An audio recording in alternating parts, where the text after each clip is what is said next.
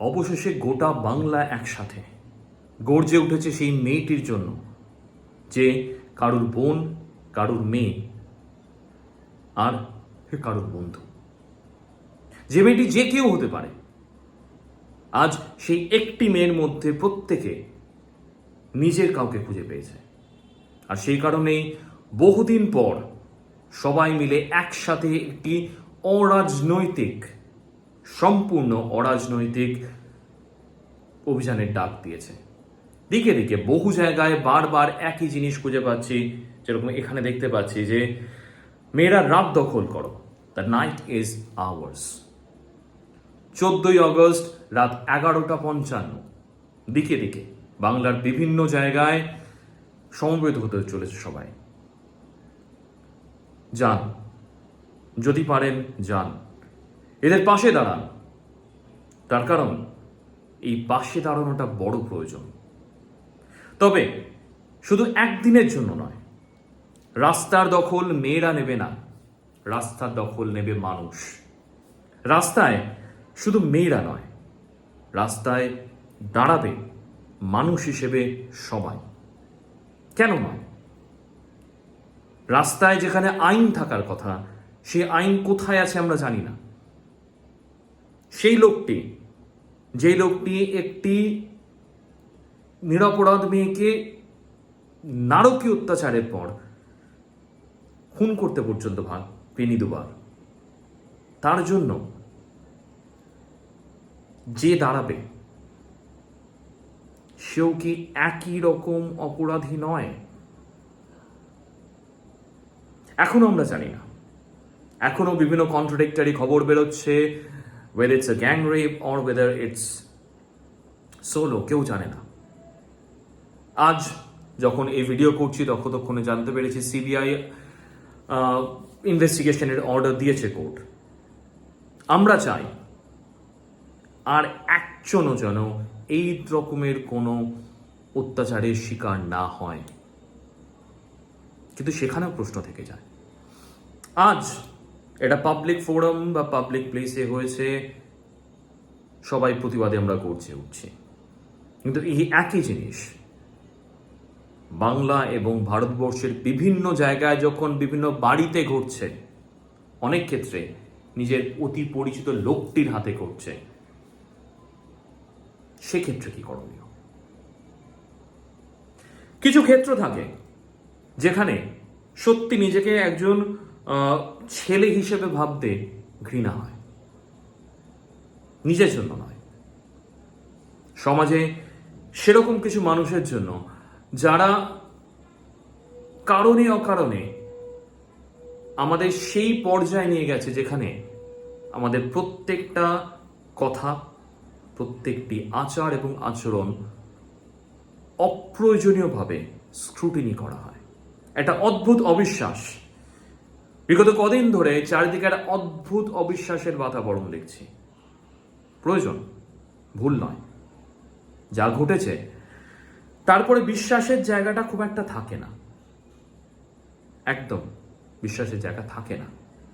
কিন্তু প্রশ্ন হচ্ছে এর প্রতিকার কি? যতক্ষণ পর্যন্ত এই ধরনের কিছু মানুষ, একজন সাধারণ সিভিক ভলেন্টিয়ারের সাহস কি করে হয়? সব থেকে বড় কথা, একজন মানুষের সাহস কি করে হয় আরেকজন মানুষের প্রতি এই অত্যাচার করার? আর তারপরেও যদি কেউ তার মৃত্যুদণ্ড চায়, সে কি খুব ভুল চাইবে? তবে আমার মনে হয় না যে এরকম মানুষের মৃত্যুদণ্ড কোনো সমস্যার সমাধান করতে পারবে। এর প্রয়োজন মৃত্যুর থেকেও বেশি কিছু। মৃত্যু তোকে এর কষ্টের সমস্ত সমাধান একবারে করে দেবে। We need strict vigilance, stricter laws. ছেড়ে দেওয়া হোক একে, ছেড়ে দেওয়া হোক আরজি করে সেই ডাক্তারদের কাছে, তার সহকর্মীদের হাতে, তারা বুঝে নিক। হ্যাঁ, শুনলে মনে হবে যে আইনের বিরুদ্ধে কথা বলছি, হয়তো সম্ভবত এবং বাস্তবেই বলছি, কিন্তু খুব ভুল কি বলছি? কিছু ক্ষেত্রে জাস্টিস পাওয়া যায় না, কামদুনি পায়নি। আজ এত বছর পরও কামদুনি পায়নি, আমরা জানি না এই মেয়েটিও কোনোদিন পাবে নাকি। আইনের বেড়াজালে কিছু না কিছু ভাবে কেউ না কেউ তাকে বাঁচানোর চেষ্টা করবে, বিভিন্ন ফাঁক করে সে বেরিয়ে আসারও চেষ্টা করবে। একজন কেন, হয়তো 10 জন উকিল দাঁড়িয়ে যাবে এর জন্য, কিন্তু যে উকিলরা দাঁড়াবে, প্রশ্ন থাকছে যে তারাও কি এই অপরাধের ভাগীদার হচ্ছে না? যদি না হয় তাহলে সমাজে সবাই বেকসুর। কিন্তু সব থেকে বড় কথা, আগে জানতে হবে শুধুমাত্র এই লোকটি একা কিনা।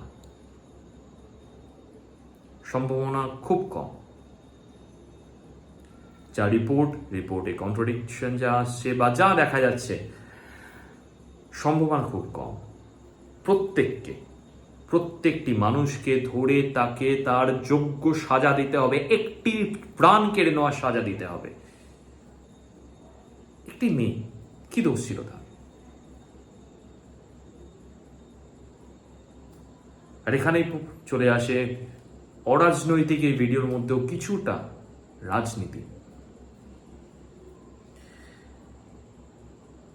সরকারি হাসপাতাল, তার বেহাল অবস্থা আমরা সবাই জানি, কিন্তু সেখানে যে ডাক্তারেরা পরিষেবা দিচ্ছে তাদের কি সাধারণ প্রোটেকশনটুকু দেওয়া যায় না? কিভাবে একজন সাধারণ যে হাসপাতালের সাথে যুক্ত নয়, সে রাত 4টের সময় বা সারা দিন বলা যেতে পারে, যা দেখা যাচ্ছে এখন, অবাধ গতিতে গোটা হাসপাতালে ঘুরে বেড়ায়, কেন? উত্তর অনেককে দিতে হবে।